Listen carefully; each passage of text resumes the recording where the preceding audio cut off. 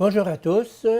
Je continue à vous partager des extraits du livre du pape Benoît XVI, Jésus de Nazareth. Perspective suite. Le bréviaire romain, le premier dimanche de l'Avent, propose une catéchèse de Cyril de Jérusalem. Le plus souvent, en effet, tout ce qui concerne notre Seigneur Jésus-Christ est double. Double naissance, l'une de Dieu avant les siècles, l'autre de la Vierge à la plénitude des siècles. Double descente, l'une imperceptible, la seconde éclatante, celle qui est à venir. Le bréviaire offre une interprétation tirée des homélies de l'Avent de saint Bernard de Clairvaux. On y lit « Nous savons qu'il y a une triple venue du Seigneur. La troisième se situe entre les deux autres. Ainsi, il est venu d'abord dans la chair et la faiblesse, puis dans l'entre-deux, il vient en esprit et en puissance. Enfin, il viendra dans la gloire et la majesté. » Selon sa thèse, Bernard se réfère à Jean 14, 23. « Si quelqu'un m'aime, il gardera ma parole, et mon Père l'aimera, et nous viendrons vers lui, et nous nous ferons une demeure chez lui. » Les modes de cette venue intermédiaire sont multiples. Le Seigneur vient par sa parole. Il vient dans les sacrements, spécialement dans la très sainte Eucharistie. Il entre dans ma vie par des paroles ou des événements.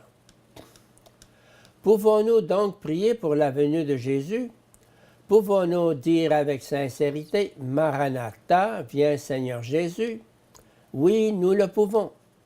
Et pas seulement, nous le devons.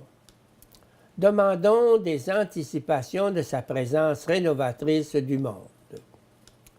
Dans des moments de tribulation personnelle, nous le prions. Viens Seigneur Jésus, et accueille ma vie dans la présence de ton pouvoir bienveillant. Nous lui demandons de se rendre proche de personnes que nous aimons ou pour lesquelles nous sommes préoccupés. Nous le prions de se rendre efficacement présent dans son Église. Que ton règne vienne, viens Seigneur Jésus. Retournons encore une fois à la conclusion de l'Évangile de Luc. Jésus a conduit les siens près de Béthanie, nous est-il dit. Et levant les mains, il les bénit. Et il advint, comme il les bénissait, qu'il se sépara d'eux et fut emporté au ciel. 24, 50 suivants. Jésus part en bénissant. En bénissant, il s'en va, et dans la bénédiction, il demeure. Ses mains restent étendues sur ce monde.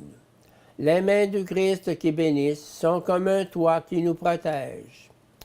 Mais elles sont en même temps un geste d'ouverture qui déchire le monde, afin que le ciel pénètre en lui et puisse y devenir une présence. Dans le geste des mains qui bénissent s'exprime la relation durable de Jésus avec ses disciples, avec le monde. Dans le fait de s'en aller, il vient pour nous élever au-dessus de nous-mêmes et ouvrir le monde à Dieu.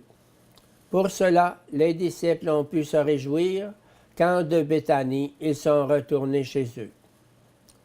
Dans la foi, nous savons que Jésus, en bénissant, tient ses mains étendues sur nous. Voilà la raison permanente de la joie chrétienne.